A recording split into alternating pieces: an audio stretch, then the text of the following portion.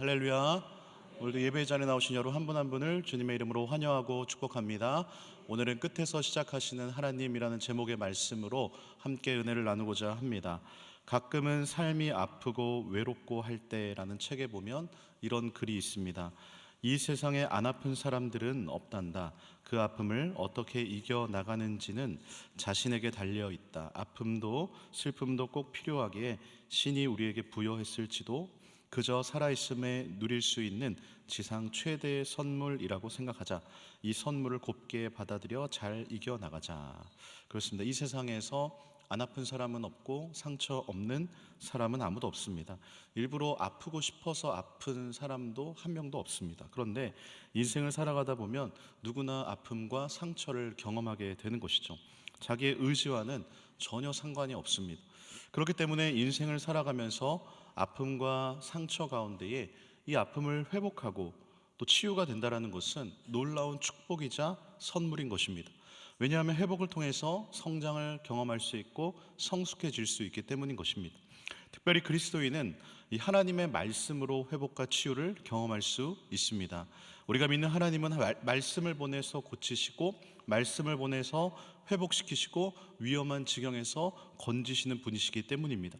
오늘 우리가 읽은 이사야 말씀을 통해서 인생의 상처로 인해서 아프고 힘드신 분들이 계시다면 이 시간 성령의 세미한 음성 가운데에 치유와 회복을 경험하는 시간이 되기를 간절히 소망합니다. 이사야 선지자는 어떤 사람입니까? 북이스라엘이 멸망당하는 것, 형제 나라가 눈앞에서 망하는 것을 직접 보았습니다. 그리고 자신의 나라죠, 남유다가 멸망할 것이다 라는 예언까지 하게 됩니다.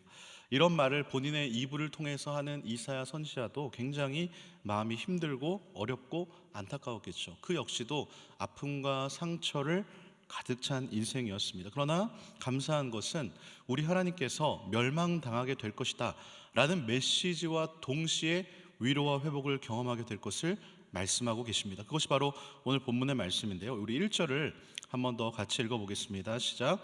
주 여호와의 영이 내게 내리셨으니 이는 여호와께서 내게 기름을 부으사 가난한 자에게 아름다운 소식을 전하게 하려 하심이라. 나를 보내사 마음이 상한 자를 고치며 포로된 자에게 자유를, 갇힌 자에게 노임을 선포하며 아멘. 주 여호와의 영, 무엇입니까? 성령님을 말합니다. 그러면 내게 내리셨다라는 것은, 이 내게라는 것은 누구를 말합니까? 바로 예수님을 말하는 것이죠. 예수님께서 이 땅 가운데 오셔서 성령님과 함께 사역하셨습니다. 그리고 가난한 자에게 아름다운 소식을 전하십니다. 여기서 가난한 자란 어떤 사람들입니까? 영과 육이 가난한 사람들. 1차적으로는 포로로 신분이 된 이 완전 삶이 망가져버린 이스라엘 백성들을 말하겠죠. 삶이 완전히 망가지니까 마음과 육이 가난해질 수밖에 없는 것입니다. 2차적으로 개인적인 어려움과 고난에도 불구하고 이 하나님을 믿고 신실하게 살았던 사람들을 말합니다. 세상에는요, 과거에 겪었던 아픔과 상처의 포로로 살아가는 사람들이 있습니다. 상처가 이 흉터를 남기는 것처럼 이 10년이 지나고 20년이 지나도 그 흉터가 다 아물지 못한 채 살아가는 것입니다. 몸과 마음과 영혼의 상처를 가지고 그 상처의 포로가 되어서 아픔과 상처에 이끌려가는 사람들에게 오늘 이 시간 주님은 자유를 선포하는 것입니다. 새장 안에 갇힌 새가 그 새장 안이 자신의 세상의 전부인 줄 알고 살다가 죽음을 맞이합니다. 오히려 새장 안에만 10년, 20년 살다 보니까 이 새장 밖으로 꺼내주려고 해도 오히려 나가기 싫어합니다. 왜냐하면 새장 안에 있으면 꾸준히 먹이를 주고 그냥 편안히 주는 먹이를 먹으면서 살아가는데 만족을 느끼고 안주하는 것이죠. 그러나 이 새는 어떻게 새가 될 수 있는 것입니까? 넓은 그 하늘을 날아야 진정한 새가 되는 거 아니겠습니까? 새장 밖으로 나가는 두려움, 새장 안에서만 머무르려고 하는 이 무기력함과 이 유혹을 우리 주님께서는 이겨내게 하시는 것입니다. 노임을 선포하시는 것이죠. 그리고 자유와 노임을 선포하는 그날은 복된 은혜의 날이 될 것입니다. 2절 말씀 한번 같이 읽어보겠습니다. 시작. 여호와의 은혜의 해와 우리 하나님의 보복의 날을 선포하여 모든 슬픈 자를 위로하되 아멘. 이사야 선지자의 말처럼 예수님께서 이 땅 가운데 오셔서 은혜의 해를 선포하셨습니다. 지금부터는 영원히 은혜해라는 것입니다. 그래서 예수님 이후의 시대를 은혜의 시대다라고 하는 것이죠. 저와 여러분은 지금 은혜의 시대를 살아가고 있습니다. 우리가 새벽에 마가복음을 통해서 십자가 사건을 쭉 보고 있지만 보면 볼수록 이 십자가의 사건은 놀랍고도 놀라운 사건인 것입니다. 이 십자가의 은혜가 날마다 내 마음에 물밀듯이 밀려 들어와야 하는 것입니다. 그 은혜가 날마다 새로워져야 하는 것입니다. 그리고 우리 주님은요, 모든 슬픈 자를 위로하십니다. 어떻게 위로하실까요? 우리 3절 말씀 함께 읽겠습니다. 시작. 무릇 시온에서 슬퍼하는 자에게 화관을 주어 그 죄를 대신하며 기쁨의 기름으로 그 슬픔을 대신하며 찬송의 옷으로 그 근심을 대신하시고 그들이 의의 나무 곧 여호와께서 심으신 그 영광을 나타낼 자라 일컬음을 받게 하려 하심이라. 아멘. 세 가지의 회복이 나옵니다. 먼저는 슬퍼하는 자에게 화관을 주어 그 죄를 대신해 주신다라는 것입니다. 화관이 무엇입니까? 꽃으로 만든 아름다운 관 아니겠습니까? 이 화관이 주로 언제 씁니까? 결혼식 한 신부가 웨딩 촬영할 때나 잔치 자리에서 아기들이 주로 쓰지 않습니까? 즉 기쁨의 자리에서 이 화관을 쓰게 되는 것입니다. 슬픔과 고통의 죄로 뒤덮였던 슬픔 많은 인생에게 우리 주님이 아름다운 화관을 씌워 주신다라는 것이죠. 화관은 기쁨을 상징하는 것입니다. 시커멓고 다 타버린 이 잿더미와 함께 있던 인생을 우리 주님이 깨끗하게 씻어주시고 그 머리에 아름다운 화관을 씌워주시는 우리 주님인 줄로 믿습니다. 두 번째는 슬픔 대신 기쁨의 기름을 부어주시겠다는 것이죠. 당시에 축제에 초대한 귀한 손님들, 이 VIP들에게는요, 이 향기로운 값비싼 기름을 머리에다가 부어 주었습니다. 그럼 그 사람 주변에서는 아주 이 고급스러운 이 향기가 났겠죠. 요즘 명품 향수 뿌리는 것과 비슷한 효과가 났을 것입니다. 그만큼 기쁨이 흘러 넘치는 것을 표현하는 것입니다. 바라옵기는 모든 슬픈 자를 위로하시는 우리 주님께서 이 시간 모든 슬퍼하는 자에게 기쁨의 기름을 가득하게 부어 주실 줄로 믿습니다. 우리 주님은 기쁨 그 자체이십니다. 그분이 내 안에 거하시면 기쁨이 넘쳐 흐르게 되는 것입니다. 시편 16편 11절 다윗이 이렇게 고백하는데요, 한번 같이 읽어보겠습니다. 시작. 주께서 생명의 길을 내게 보이시리니 주의 앞에는 충만한 기쁨이 있고 주의 오른쪽에는 영원한 즐거움이 있나이다. 아멘. 다윗 신앙의 핵심은 하나님과 함께하는 기쁨이었습니다. 그래서 그가 쓴 시편들을 보면 늘 여호와 하나님을 억지로 찬양하는 것이 아니라 정말 마음속에서 우러나온 그 기쁨으로 말미암아 찬양하는 고백들을 보게 되는 것이죠. 그래서 우리는 그 찬양을 읽기만 해도 다윗이 느꼈던 기쁨과 생명력이 전해지는 느낌을 받게 되는 것입니다. 충만한 기쁨과 영원한 즐거움, 어디로부터 온 것입니까? 바로 주의 앞, 주의 오른쪽, 즉 하나님 앞에서 주님 안에서 살아갈 때에 하나님께서 주시는 영적 선물인 줄로 믿습니다. 우리 안에 이 영적 선물이 가득 채워지기를 축복합니다. 지금 내 형편 환경이 어떠하든지 상관없이 주님 앞에 살아갈 때에 하늘로부터 내려오는 그 기쁨의 기름이 이 시간 이 자리에 충만하기를 기도하는 것입니다. 고린도후서 6장 2절 함께 읽겠습니다. 시작. 이르시되 내가 은혜 베풀 때에 너에게 듣고 구원의 날에 너를 도왔다 하셨으니 보라 지금은 은혜 받을 만한 때요 보라 지금은 구원의 날이로다. 아멘. 은혜의 시대를 살아가고 있는 지금 이 시간도 하나님께서 한량없는 은혜를 계속 부어주어 계신 줄로 믿습니다. 우리가 이 은혜를 믿음으로 받을 때에 율법을 뛰어넘는 은혜의 삶을 살게 되는 것입니다. 은혜를 끊임없이 공급받아야만 은혜로운 삶을 살 수가 있습니다. 은혜가 끊어지면 우리 심령이 굳어지고 딱딱해지고 신앙생활이 아닌 종교생활이 되어 버리는 것입니다. 그곳에는 기쁨이 없고 괴로움만 쌓이게 되는 것이죠. 우리 주님께서 기쁨의 기름으로 우리가 가진 모든 아픔과 슬픔을 이 시간 100% 덮어주실 줄로 믿습니다. 은혜가 날마다 충만해지시기를 축복합니다. 마지막으로 이 세 번째 회복이 무엇입니까? 근심 대신 찬송의 옷을 입혀주신다는 것입니다.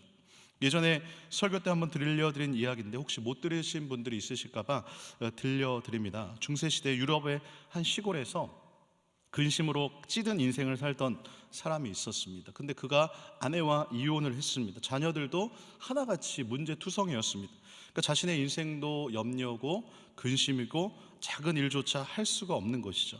이 사람이 고심 끝에 이 세상을 떠나서 수도원에 가야겠다. 세상 일들 잊어버리고 염려하지 않고 기쁨을 얻기 위해 수도원에 들어갑니다.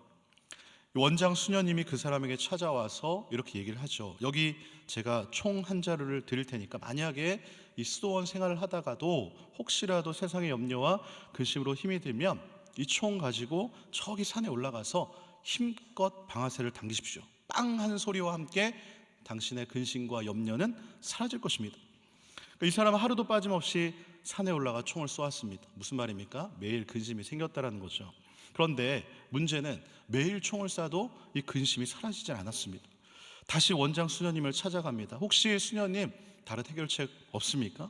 그런데요, 마침 이 원장 수녀님이 자리에 없었습니다. 다른 수녀들에게 묻습니다. 혹시 이 원장 수녀님 어디 가셨나요?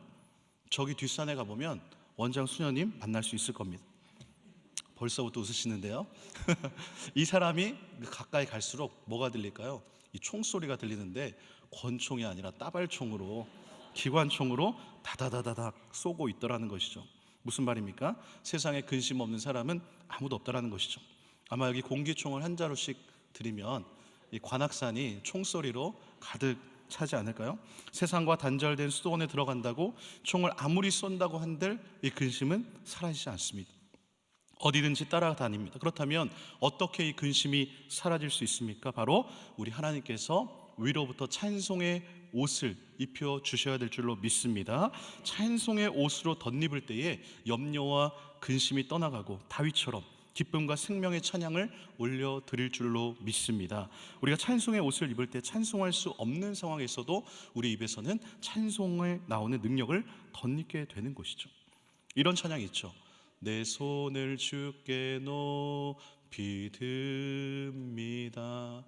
내 찬양 받으실 주님, 내 맘을 주께 활짝 엽니다. 내 찬양 받으실 주님. 우리 아시는 분들 후렴 같이 해볼까요? 슬픔 대신 희락을, 제 대신 화관을, 근심 대신 찬송을, 찬송의 옷을 주셨네. 그렇습니다. 이 시간 우리 하나님께서 여러분들에게 찬송의 옷을 다 한 벌씩 주신 줄로 믿습니다. 우리가 믿는 하나님은 이 시간에도 마음이 상한 자를 고치시고, 포로된 자에게 자유와 갇힌 자에게 노임을 선포하시고, 모든 슬픈 자를 위로하시고, 제 대신 화관을 주시고, 슬픔 대신 기쁨의 기름을 주시고, 근심 대신 찬송의 옷을 주시는 분인 줄 믿으시기를 바랍니다. 그런데요, 우리 하나님의 회복은 여기서 끝이 아닙니다. 슬픔이 기쁨으로, 근심이 찬송으로 바뀌는 것으로 멈추지 않습니다. 우리 인생의 존재 자체를 완전히 새롭게 하십니다. 즉 새로운 피조물로 만드시는 것입니다. 이스라엘은 나라가 완전히 망했습니다. 노예로 끌려갔습니다. 나라도 망했고, 이 무슨 것을 의미합니까? 나라가 망했다는 것은 한 인간의 정체성이 무너져 버린 것과 마찬가지입니다. 자신들의 힘과 노력으로는 살 수 없는 현실에 절망할 수밖에 없는 것이죠. 그런데 이런 그들을 하나님이 고치시고 회복하시고, 그리고 새로운 존재의 이유를 주시는데요, 우리 3절 하반절의 말씀을 다시 한 번 더 함께 읽겠습니다. 시작. 의의 나무 곧 여호와께서 심으신 그 영광을 나타낼 자라 일컬음을 받게 하려 하심이라. 아멘. 그렇습니다. 우리 하나님의 은혜를 입고 상한 마음이 치유되고, 갇혔던 인생이 자유함을 얻게 되고, 모든 슬픔이 기쁨의 기름으로 덮이셨습니까? 그렇다면 나 혼자 그 기쁨을 누리며 살아가는 삶이 아니라 그 삶을 통해서 하나님의 영광을 나타내고 하나님의 살아계심을 증거하는 인생으로 만들어 가시겠다는 것입니다. 전에는 아픔과 상처의 세장 안에 갇혀서 살아가야 할 이유를 알지 못했습니다. 그런데 주님을 만나고 치유와 회복이 일어나자 이제는 완전히 새로운 피조물이 되어서 살아야 할 이유와 목적을 명확하게 깨닫게 된 것입니다. 유명한 곤충학자 이 파브르가 날벌레를 연구하던 중에 아주 중요한 사실을 한 가지 발견하는데요, 날벌레가 공중을 빙빙 돌며 날아가는데 가만히 보니까 이 날벌레들이 아무런 목적도 없이 날아다니더라는 것입니다. 날벌레 한 마리가 무턱대고 앞에서 돌고 있으면 뒤에 날벌레가 따라서 그냥 빙빙 도는데, 가만히 보니까 먹이가 있어도 먹지도 않고 얼마를 도느냐, 무려 이 7일간을 돈다고 합니다. 그러다가 결국은 굶어 죽더라라는 것입니다. 무엇을 말해주고 있습니까? 목적 없는 삶의 모습이 이와 같다라는 것입니다. 날벌레만 그럴까요? 인간도 마찬가지입니다. 내가 왜 태어났는지, 왜 살아야 하는지 그 이유와 목적도 모른 채 삶의 의미와 어떠한 이유도 발견하지 못하고 그냥 군중 심리에 휩쓸려 살아가는 인생이 많다라는 것입니다.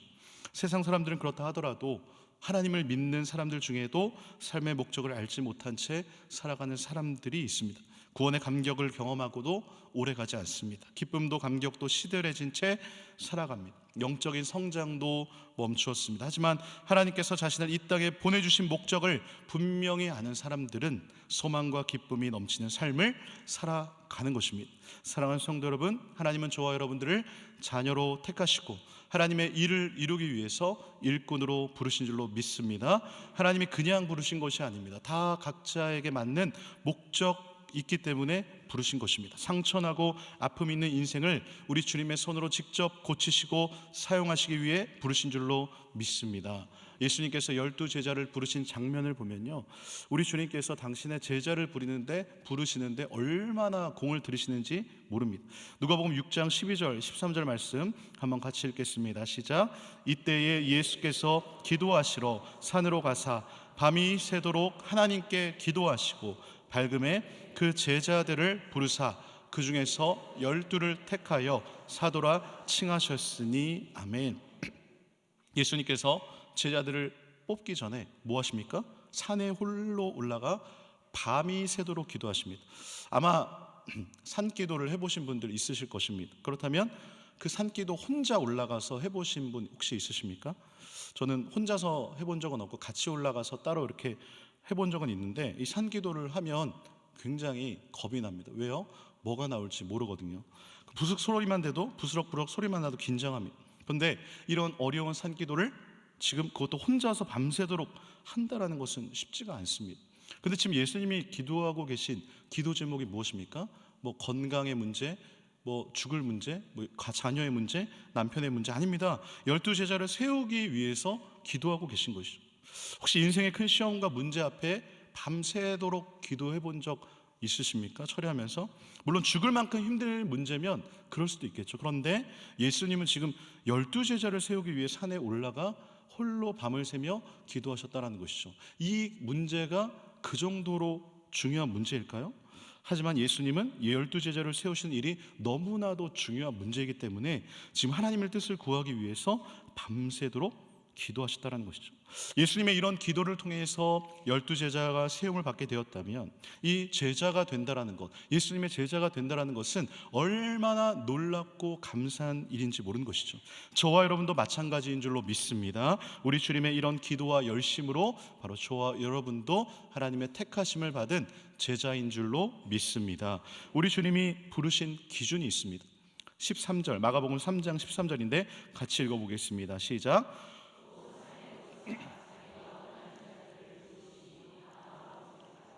아멘. 이 말씀에 보니까 예수님께서 제자 부르시는 기준이 뭐예요? 다른 게 아니라 자신이 원하시는 자, 즉 예수님 마음에 드는 사람을 제자로 삼으셨다는 것이죠.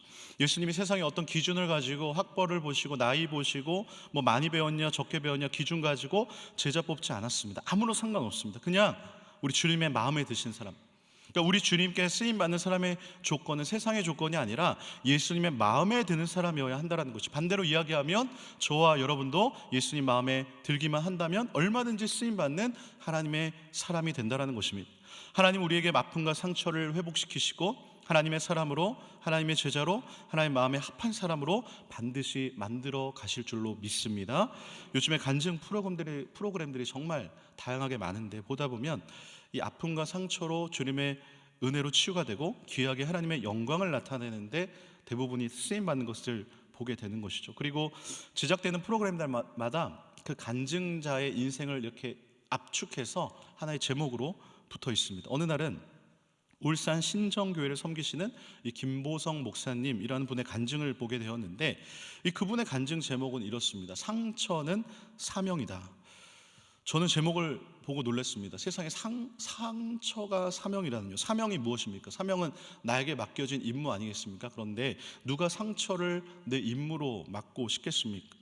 내 상처를 누가 사명으로 여기고 살고 싶겠습니까? 그런데 이분의 간증을 듣고 보니 이해가 되었습니다. 이분이 살아온 인생 자체에 상처가 굉장히 많았습니다.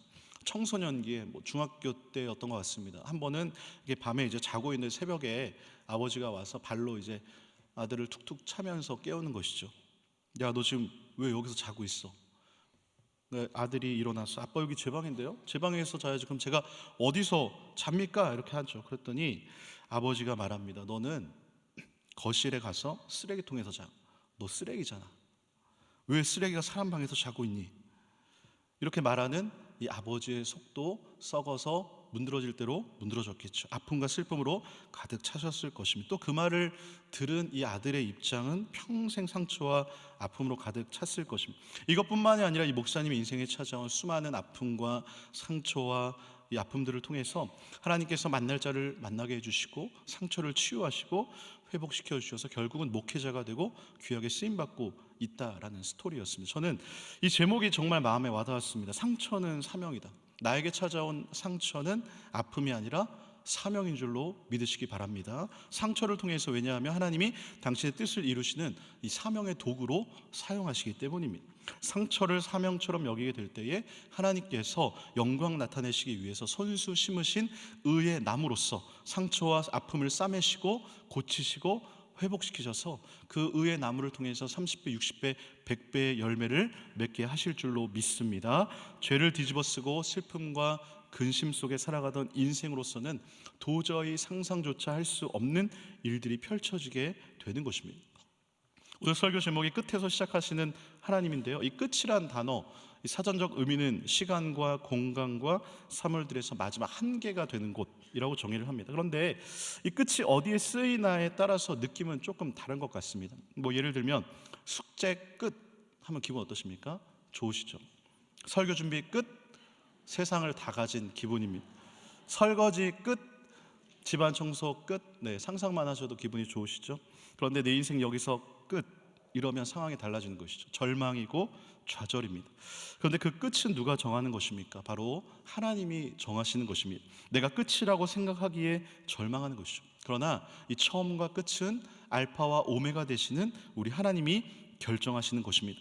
그래서 하나님이 끝이라고 하기 전까지는 절대 끝난 것이 아닌 줄 믿으시기 바랍니다. 사람이 보기에는 끝인 것 같지만 하나님은 그 끝에서 또 다른 일을 시작하고 계심을 믿으시기 바랍니다. 많은 사람들이 자신의 인생 가운데 찾아온 절망 앞에, 어려움 앞에 절망합니다. 그것이 끝이라고 생각하기 때문인 것이죠. 어려운 상황이 계속될 것 같은 두려움 때문인 것입니다. 하지만 우리가 기억해야 할 것은 우리의 삶은 무수한 끝에서 시작을 반복하는 여정이라는 것입니다. 끝은 종착을 의미하는 것이 아니라 새로운 시작을 알리는 또 다른 출발점임을 믿으시기 바랍니다. 그렇기 때문에 우리의 끝은 또 다른 목적지로 향하는 희망의 시작점이 된다는 것입니다.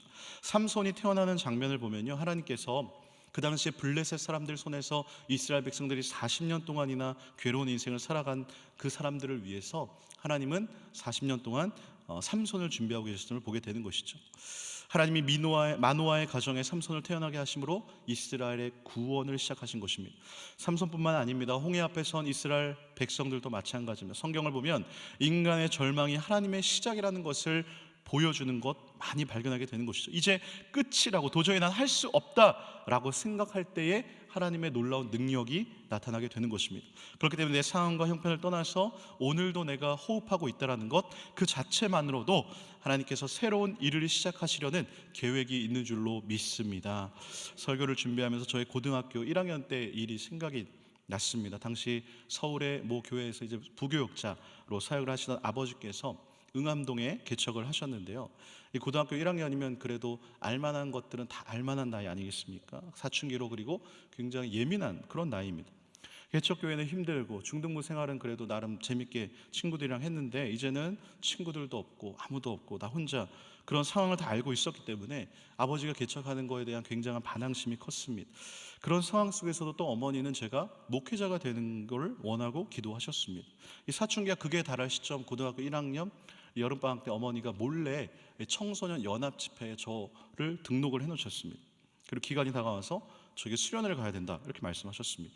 처음에 엄청난 반항을 했겠죠. 근데 어떻게 설득을 당했는지 가긴 갔습니다. 수련회 장소에 가긴 갔습니다. 아무튼 부모님 차를 타고 도착을 했습니다. 기도원에 올라갔습니다. 그렇게 저를 내려놓고 부모님은 돌아가셨습니다. 저 혼자 덩그러니 짐을 다 풀어놓은 채 수많은 짐덩어리들이 그 방 안에 이제 있는 것이죠. 다른 교회는 보면 그래 적어도 한 명은 친구가 왔는데 저 혼자 아무리 둘러봐도 아는 사람도 없었습니다. 그런데 그때의 이제 아픔과 상처와 이 분노가 막 올라오는 것이죠. 마음이 완악해집니다. 그래서 당장 어머니께 전화해서 당장 데려오라고 아마 강하게 얘기했을 것 같습니다. 기억은 잘 안 나는데 굉장히 강하게 얘기했을 것 같습니다. 지금 생각해보면 부모님 마음도 아프셨을 것입니다. 그런데 한편으로는 또 지금 생각해보면 아픔과 상처가 가득한 채 이 세상과 환경을 바라보며 절망하고 원망했던 당시 고1이었던 제 마음도 안타깝게 여겨졌습니다. 그렇게 17살에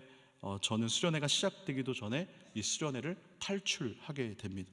아직까지 수련회가 시작하기도 전에 도망갔다라는 친구는 못 봤는데 아마 제가 그 어려운 일을 해낸 것이죠. 갑자기 까맣게 잊고 있던 그 기억이 왜 이 설교 준비를 하면서 생각이 나는지 모르겠습니다. 하나님이 떠오르게 하신 것 같은데요.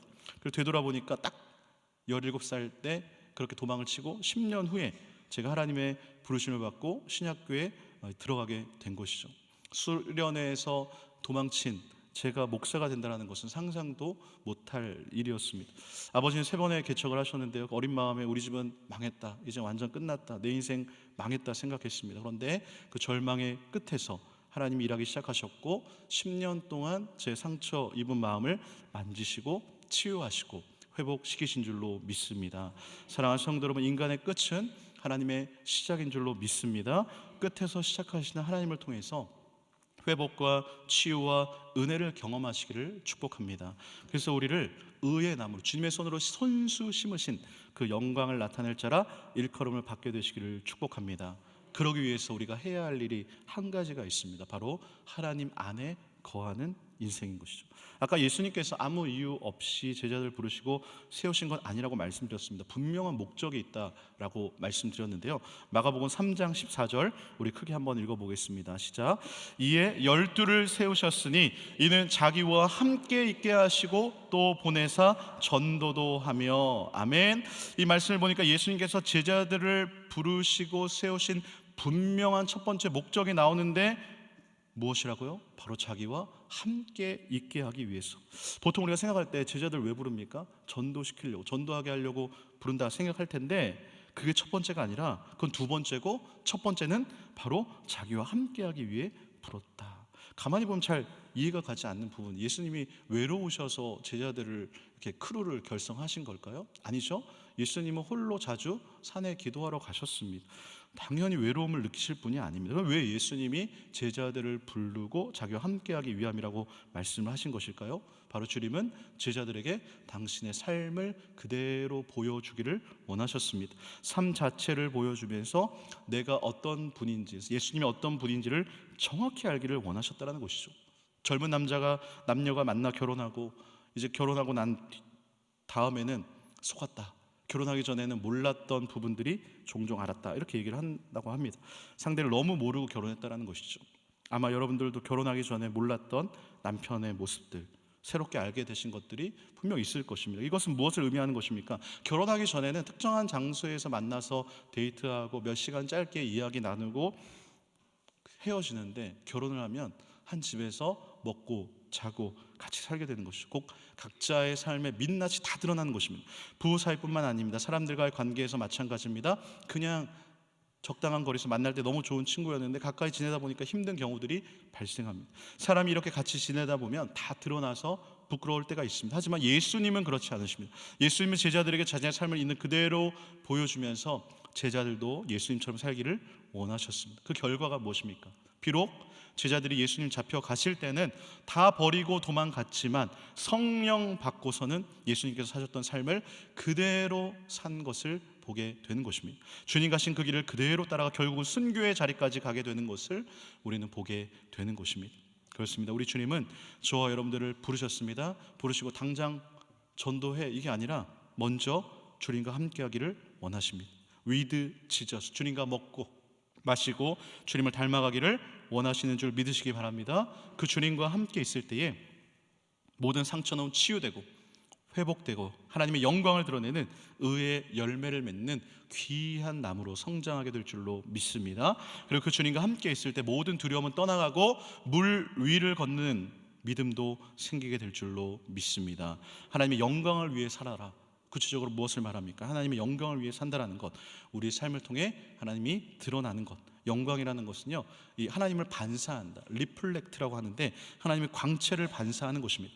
하나님의 능력과 하나님의 성품을 반사하는 것이 하나님께 영광 올려드리는 삶인 줄로 믿습니다. 그래서 오늘도 나의 말과 행동과 나의 선택을 통해서 하나님의 살아계심이 나타나고 내 삶으로 하나님의 영광을 드러내는 인생을 우리는 살아가야 되는 것입니다. 마지막으로 사도행전 13장 36절에 보니까 다윗의 인생을 이렇게 한 줄로 정리하는데 우리 한번 같이 읽어보겠습니다. 시작. 다윗은 당시에 하나님의 뜻을 따라 섬기다가 잠들어 그 조상들과 함께 묻혀. 아멘. 이 부분은 뜻이란 단어를 영어 성경에 보니까 purpose라고 합니다. 번역하면 다윗이 그의 세대에 하나님의 목적을 위해 섬기다가 잠들었다. 그렇습니다. 다윗이 하나님 마음에 합한 자가 될 수 있었던 그 놀라운 비결은 이 땅에 하나님의 목적을 이루는데 자신의 삶을 바쳤기 때문인 줄로 믿습니다. 하나님께서 지금도 다윗과 같은 사람들을 찾고 계시고 그 사람을 통해 구원과 회복을 선포하시고 의의 나무로 심으신 영광을 나타내실 것입니다. 우리는 우연히 이 땅 가운데 주어진 존재가 아닙니다. 하나님은 우주 만드시기 전부터 우리를 마음에 품으시고 당신의 목적을 위해 우리를 계획하신 줄로 믿으시기 바랍니다. 절망 가운데 있으십니까? 인생의 끝자락에 있으십니까? 오늘도 이 시간 나에게 새로운 존재의 이유, 살아야 될 이유를 주시는 하나님 말씀 앞에 나오셔서 제 대신 화관을, 슬픔 대신 기쁨의 기름을, 근심 대신 찬송의 옷을 입고 변화되어서 분명한 목적이 있는 아름다운 삶을 살아가시기를 축복합니다. 그래서 하나님 앞에 섰을 때에 다윗과 같은 평가를 다 받는 모든 왕성의 성도님 되기를 주님의 이름으로 축원드립니다. 설교를 준비하면서 어떤 찬양을 해야 될까 굉장히 기도하며 생각했습니다. 첫째 딸과 둘째 딸을 재울 때 날마다 찬양을 틀어주는데 안 틀면 가은이가 먼저 찬양을 틀라고 합니다. 며칠 전에 가은이가 먼저 찬양을 틀어달라고 했는데 고요한 밤에, 정적이 흐르는 밤에 딱 틀었는데 처음에 나오는 찬양이 나의 안에 거하라 라는 찬양이었습니다. 가은이 옆에 누워서 이제 이 찬양을 듣는데 제가 이 찬양에 또 특별한 의미가 저한테 있는 찬양이었습니다. 신학교에 가야겠다라는 마음에 확신이 들었을 때에 이 찬양을 통해서 완전히 제 마음에 상처와 아픔이 씻겨지는 치유를 경험을 했습니다. 찬양 후렴에 이런 가사가 있죠. 내가 너를 지명하여 불렀나니 너는 내 것이라, 내 것이라, 너의 하나님이라. 내가 너를 보배롭고 존귀하게 여기노라. 너를 사랑하는 내 여호와라. 당시 이 찬양을 부르면 하나님의 음성처럼 들렸습니다. 이 찬양 부르는 가운데 오늘도 자기와 함께 있게 하시려고 저와 여러분 부르신 주님 안에 거하는 복된 시간이 되기를 소망합니다. 함께 찬양하겠습니다.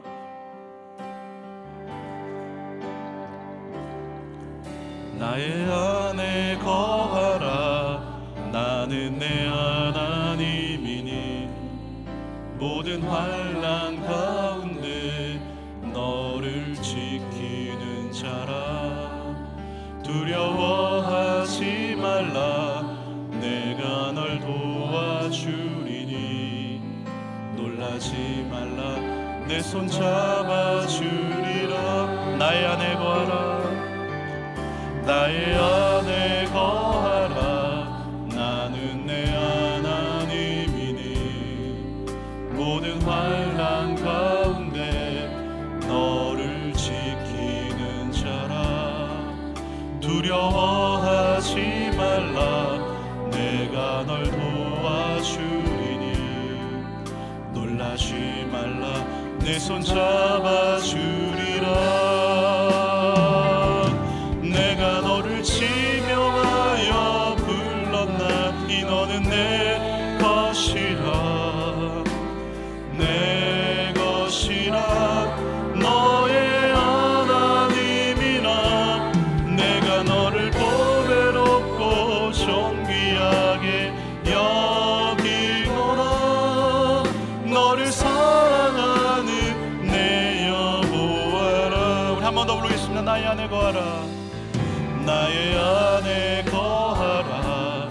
나는 내 하나님이니 모든 환난 가운데 너를 지키는 자라. 두려워하지 말라. 내가 널 도와주리니 놀라지 말라. 내 손 잡아주리라.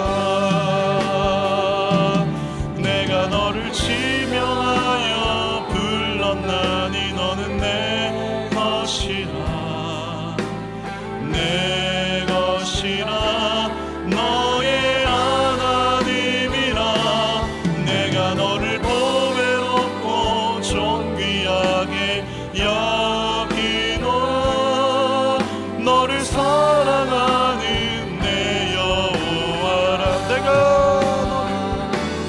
내가 너를 지명하여 불렀나니 너는 내 것이라. 내 것이라. 너의 하나님이라. 내가 너를 보배롭고 존귀하게 여기노라. 너를 사랑하는 내 여호와라. 아멘. 그렇습니다. 하나님, 오늘도 우리와 함께 하시기 위해 우리를 회복시키시고 도와주시고 손잡아 주신 주님, 주님께서 손수 심으신 나무로서 의의 열매를 풍성하게 나타내는 인생 되게 해달라고 이 시간 두 손 들고 주의 이름 한번 부르며 통성으로 기도합니다. 주여, 주님 아버지, 이 시간 주님 아버지 나를 지명하여 나를 택하신 우리 하나님의 놀라운 은혜 가운데 나아갑니다. 주님의 기쁨이 되는 인생 되기를 원합니다. 주님, 우리에게 찬송의 옷을 이 시간 입혀주시고 주님 아버지 기쁨의 기름을 이 시간 부어주시고 하나님 아버지 제 대신 화관을 씌워주시는 우리 하나님의 놀라운 은혜 가운데 우리가 살아가기를 원하오니 주여 아버지 이 시간 한량없는 은혜 내려 주시옵소서. 주님, 우리 이 시간 말씀하여 주시옵소서. 주님의 은혜를 사모하며 나아가는 모든 심령 가운데 모든 슬픔이 씻겨져 나가고 우리를 사랑하시고 우리를 부르시고 나의 자녀 삼아주시고 우리를 제자로 불러신 하나님의 놀라운 말씀 가운데에 우리의 모든 아픔과 상처가 씻겨나가게 하시고 놀라운 치유 회복의 역사를 할 수 있는 오늘 이 시간 될 수 있도록 주여 은혜 내려 주시옵소서. 주여 말씀하여 주시고 주여 아버지 시간 한량없는 은혜 내려 주시옵소서. 주여 도와 주시옵소서. 사랑의 하나님, 하나님의 놀라운 구원의 은혜 앞에 이 시간 찬양과 경배 올려드립니다. 이 시간 예배를 통해 다시 한번 더 확신하는 것은 오늘도 나를 향한 하나님의 놀랍고도 놀라운 선한 계획이 있다는 사실입니다. 인생의 끝에서 나를 부르시고 자녀 삼아주시고 일꾼 삼아주셔서 회복시키시고 새로운 일을 시작하게 하실 하나님을 믿습니다.